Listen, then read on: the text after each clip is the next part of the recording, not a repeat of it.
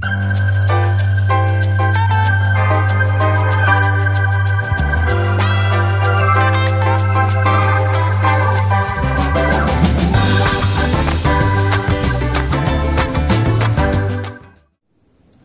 Sobat Gift, kembali saya Pastor Kapten Daniel Benyamin Hering menyampaikan pada saat ini dalam program Gift Bicara, suatu program yang luar biasa. Senantiasa kita dimanapun kita ada, kita bisa mendengarkan firman Tuhan. Renungan pada saat ini, saya mau sampaikan diberikan tema Suka-sukamu Tuhan. Haleluya. Kita baca dari Markus 4 ayat yang ke-35 sampai 41, 6 ayat saja. Angin ribut diredakan. Pada hari itu, waktu hari sudah petang, Yesus berkata kepada mereka, marilah kita bertolak ke seberang. Ya, kalau Yesus yang punya inisiatif, pasti nyampe, jaminan deh. Haleluya. Ayat yang ke-36, mereka meninggalkan orang banyak itu, lalu bertolak dan membawa Yesus beserta dengan mereka dalam perahu, di mana Yesus telah duduk dan perahu-perahu lain juga menyertai dia. Lalu mengamuklah tofan yang sangat dahsyat dan ombak-ombak menyembur masuk ke dalam perahu sehingga perahu itu mulai penuh dengan air. Ayat yang 38, pada waktu itu Yesus sedang tidur di buritan di sebuah tilam. Maka murid-muridnya membangunkan dia dan berkata kepadanya, Guru, engkau tidak peduli kalau kita binasa. Ia pun bangun menghardik angin itu dan berkata kepada danau itu, diam, tenanglah. Lalu angin itu reda dan danau itu pun menjadi teduh sekali. Ayat yang 40. Lalu ia berkata kepada mereka, mengapa kamu begitu takut?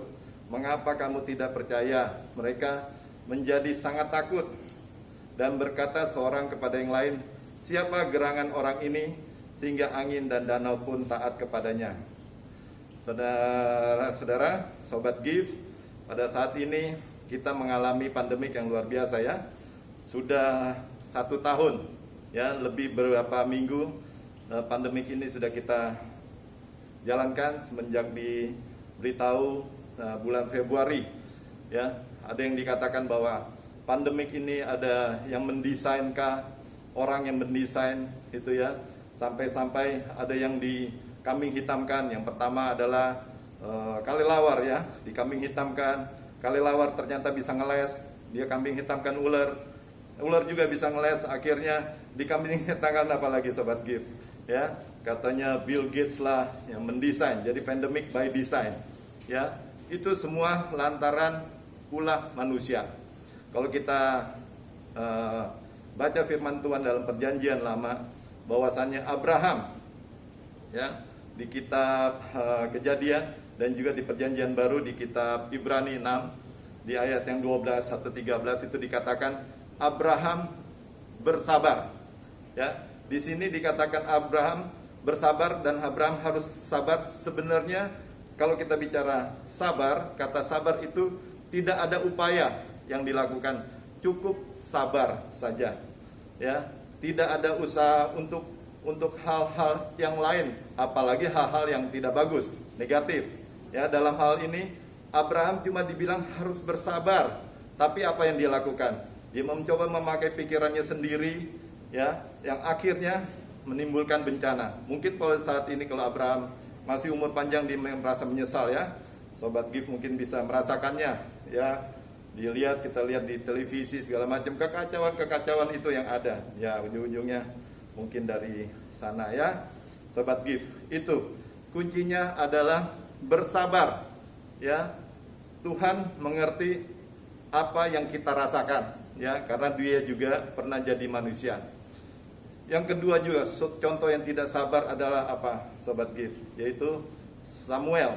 Pada saat, Saul, pada saat dia mau mempersembahkan kepada Tuhan, dia tidak sabar. Ya, dia tidak mau menunggu Samuel. Ya, dia mencoba atau melakukan mempersembahkan dengan dirinya sendiri, tidak menunggu Samuel, ya, yang adalah garis imam. Kalau Saul itu garis dari kerajaan. Dalam bacaan ini, dalam Markus 4 ini, saya temukan ada 3 hal, Sobat Gift, ya, dalam program Gift Bicara ini yang menyebabkan masalah itu terjadi. Ya, yang pertama adalah kita baca di ayat yang ke-36, Sobat Gift. Ya. Mereka meninggalkan orang banyak itu lalu bertolak dan membawa Yesus beserta dengan mereka dalam perahu di mana Yesus telah duduk dan perahu-perahu lain juga menyertai dia. Mungkin di Alkitab Sobat Gift di situ dikatakan dibawa Yesus, ya. Benar tidak Sobat Gift? Tidak ya. Di sini mereka membawa Yesus, ya. Walaupun kita online, saya coba untuk berinteraksi ya, Sobat Gift ya. Mereka membawa Yesus, padahal di sini yang mempunyai inisiatif itu siapa? Yang mempunyai inisiatif adalah Yesus, ya. Jadi yang pertama, kesalahan dari murid-murid di sini adalah Yesus yang mempunyai inisiatif, tapi mereka yang membawa Yesus, bukan dibawa oleh Yesus. Saya pun kalau misalkan mau minta ya sebelum dilahirkan seperti saat ini ya, sebagai orang Manado, walaupun Manado ratingnya lumayan tinggi ya Sobat Gift ya, tapi kalau boleh minta ya, kalau boleh mesan kepada Tuhan, saya mau jadi anaknya Ratu Inggris kali ya, yang tiba-tiba lahir jeng-jeng, mempunyai segala sesuatu dan juga mempunyai kekuasaan ya, segala macam Sobat Gift. Atau enggak artis yang terkenal sekarang, anaknya Raffi Ahmad seperti Avatar, tiba-tiba lahir udah punya segala sesuatunya ya. Tapi tidak, kita harus sadar bahwa kita sebagaimana kita ada ini semua punya Tuhan punya maksud. Saya sebagai orang Minahasa ya, saya tahu oh Tuhan punya maksud ya, menjadi orang Minahasa ya, katanya pandai bicara lah. Rata-rata pendeta kalau nggak Minahasa ya Sobat Gift ya, orang Ambon kah atau yang lain Sobat Gift ya. Saya pakai karunia itu untuk menjadi saluran berkat Tuhan, karena saya yakin ini adalah inisiatif Tuhan Sobat Gift ya. Itu poin yang pertama yang saya mau sampaikan. Tema kita adalah suka-sukamu Tuhan. Biar kita ikut maunya Tuhan apa, kita terima sebagaimana kita ada ya, dan kita tetap menjadi berkat. Itu yang saya dapatkan dalam poin yang pertama. Sobat Gift, poin yang selanjutnya adalah kita baca di ayat yang ke-37. Sobat Gift ya. Markus 4 ayat ke-37. Lalu mengamuklah tofan dan yang sangat dahsyat, dan ombak menyembur sampai masuk ke dalam perahu sehingga perahu itu mulai penuh dengan air. Ya, poinnya di ayat yang 38. Pada waktu itu Yesus sedang tidur di buritan di sebuah tilam. Maka murid-muridnya membangunkan dia dan berkata kepadanya, "Guru, engkau tidak peduli kalau kita binasa?" Ya, lihat Sobat Gift. Yesus yang sudah berinisiatif pas saat di perahu, coba lihat apa yang dilakukan. Yesus ditaruh di buritan. Ya, kalau buritan itu kalau di kapal itu di belakang. Terus nggak diajak ngobrol lagi, nggak dimintain hikmat segala macam. Dia nggak tahu itu siapa, dia nggak tahu itu Tuhan. Padahal sebelumnya ini pasal ini terjadi tidak maksud saya Yesus menguji seperti ini bukan berarti tidak ada alasan. Sebelumnya itu di pasal-pasal sebelumnya kalau Sobat Gift lihat baca, ada perumpamaan ya, ada perumpamaan yang Tuhan Yesus sudah sampaikan, dan barulah terjadi pasal ini, angin ribut diredakan.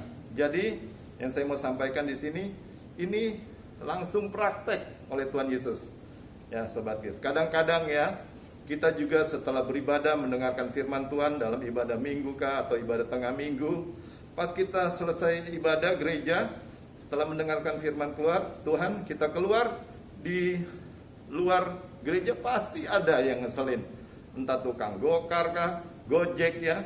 Jadi langsung praktek firman yang sudah kita dengarkan ya. Di sini Tuhan mengajak langsung praktek Sobat Gift. Dan yang kesalahan yang pertama, Tuhan Yesus yang punya inisiatif, tapi Tuhan Yesus yang dibawa. Itu kesalahan yang pertama. Harusnya kita ikut Tuhan saja ya. Tuhan adalah teladan kita. Yang kedua, Tuhan Yesus sudah yang dibawa, Tuhan Yesus taruh di buritan di paling belakang, sampai dia ketiduran. Ya, bukan ditanya, Tuhan, apa maksud Tuhan? Kok kita bertolak ke seberang? Tuhan, kita mau melakukan apa? Ya, diajak ngobrol lah, diajak bicara. Ya, di sini juga kita belajar bahwasannya semua orang Kristen sudah percaya Tuhan Yesus, bukan berarti tidak ada masalah. Masalah sih pasti ada, ya. Masalah pasti ada, tapi bersama Yesus tidak masalah. Ya, ajak bicara. Di sini mungkin ada yang senior atau Sobat Gift punya figur siapa, ajak bicara, dimintain hikmatnya. Bukan berarti ya di sini kata Simon Petrus bahwasannya dia seorang pelaut, bukan berarti Tuhan Yesus nggak tahu apa-apalah, ya kan? Dia kan anak seorang tukang kayu, bukan berarti. Padahal sebelumnya kan dikasih perumpamaan dan murid-murid memanggil dia guru, ya. Tapi Tuhan Yesus tidak diajak bicara, tidak dimintain hikmatnya. Kita juga kepada orang yang lebih senior, orang lebih tua, juga kadang-kadang kita minta advice-nya mereka, nasihat mereka, gitu ya.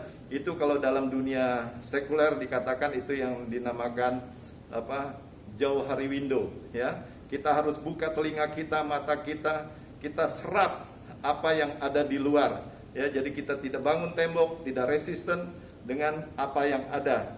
Ya, sudah Tuhan Yesus yang dibawa, Tuhan Yesus taruh di buritan lagi. Ya, ini kesalahan yang kedua. Ya, kadang-kadang Sobat Gift di sini sih tidak ada, ya. Sobat Gift juga pasti tidak, ya. Kalau kita pelayanan kadang-kadang main langsung melayani saja, mentang-mentang saya udah jago main drum, main keyboard. Jangan, ya. Karena apa? Kita harus berdoa dulu. Ya. Contoh yang lain, mungkin Sobat Gift kalau makan, walaupun mati lampu, pasti masuk nggak itu sendok ke mulut, ya? Pasti masuk kan, ya? Tapi pada suatu ketika pada saat kita makan, tiba-tiba ada toge yang kita makan, ya? Padahal kita nggak mesen toge, sayur toge, tiba-tiba ada toge. Tapi karena kita berdoa lebih dahulu, itu sebenarnya klip atau strapless, ya, tapi Tuhan ubahkan menjadi toge, Sobat Gift. Kan lucu, ya, kita nggak pesen toge, ya, tiba-tiba ada toge. Karena kita mengandalkan Tuhan, Tuhan ubahkan, gitu. Jadi ada area-area yang kita tidak tahu, ya, di situ Tuhan tahu dan Tuhan berdaulat. Kalau mungkin Sobat Gift tahu mengenai filosofi kenapa bangsa Israel pakai kepa di atas, karena dia mengatakan bahwa di atas saya ini untuk mengingatkan masih ada yang lebih berkuasa, lebih berdaulat, sehingga mereka senantiasa mengandalkan Tuhan. Itu filosofinya. Dan yang ketiga, Sobat Gift, yang saya temukan, bahwasannya di ayat yang ke-39, ya, yang saya temukan yang ketiga, ya, ia bangun menghardik angin itu dan berkata kepada danau itu, diam, tenanglah. Lalu angin itu reda dan danau itu menjadi teduh. Ya, di sini Tuhan Yesus mau memberikan contoh bahwa dia dalam menyelesaikan suatu masalah, dia tidak mendamprat yang bikin masalah dulu, ya, tapi dia men-take care dulu, mengurus masalahnya. Ya, baru habis itu orangnya dikasih tahu di ayat yang selanjutnya. Ia berkata kepada mereka, "Mengapa kamu begitu takut? Mengapa kamu tidak percaya?" Ya, di sini kuncinya, poin yang ke-3 di ayat yang ke-41. Mereka menjadi sangat takut dan berkata seorang kepada yang lain, "Siapa gerangan orang ini sehingga angin dan danau pun taat kepadanya?" Sobat Gift, yang saya mau sampaikan pada Gift bicara pada saat ini, kita harus mengenali siapa Tuhan kita. Ya, siapa itu Tuhan Yesus? Kalau kita mengenali siapa itu Tuhan Yesus, maka kita akan hidup ini tenang, ya. Murid-murid lupa, padahal sebelumnya dikasih perumpamaan, dikasih konfirmasi kepada mereka bahwa Dia itu Tuhan. Mereka memanggil Tuhan dan Guru, ya. Kita harus mengenali Tuhan kita, Tuhan Yesus itu siapa, ya. Mungkin dari namanya, Sobat Gift bisa mempelajari yaitu etimologi dari nama Yesus itu siapa. namanya adalah Bapa yang menyelamatkan atau Yahweh yang menyelamatkan. Makna dari nama Tuhan Yesus, ya. Kita harus mengetahui siapa itu Yesus. Dengan kita mengetahui siapa itu Yesus, saya jamin hidup kita pasti tenang. Karena apa? Dia Tuhan alam semesta, Tuhan Zebaot, Tuhan alam semesta. Dia yang menjadikan segala sesuatunya. Dan juga dalam kitab Hosea itu dikatakan, bukan korban bakaran, ya, bukan persembahan yang aku inginkan, tapi pengenalan akan Tuhan. Itulah yang sebenarnya aku inginkan. Kalau kita mengenal Tuhan, hidup kita pasti tenang. Ya, seperti perumpamaan dua anak yang hilang, ya. Itu Tuhan atau bapaknya itu dia mempunyai segala sesuatu, tapi anak ini tidak mau mengikuti bapaknya. Dia keluar, dia minta warisannya duluan. Coba kalau dia tenang-tenang, ya, seperti anak yang sulung ya di rumah, pasti hidupnya itu tidak sampai seperti orang meminta-minta, bahkan mau makan makanan babi dan dikasih lagi, ya. Dia tahu siapa itu bapaknya, bapak yang baik. Tapi luar biasanya bapak kita adalah bapak yang baik.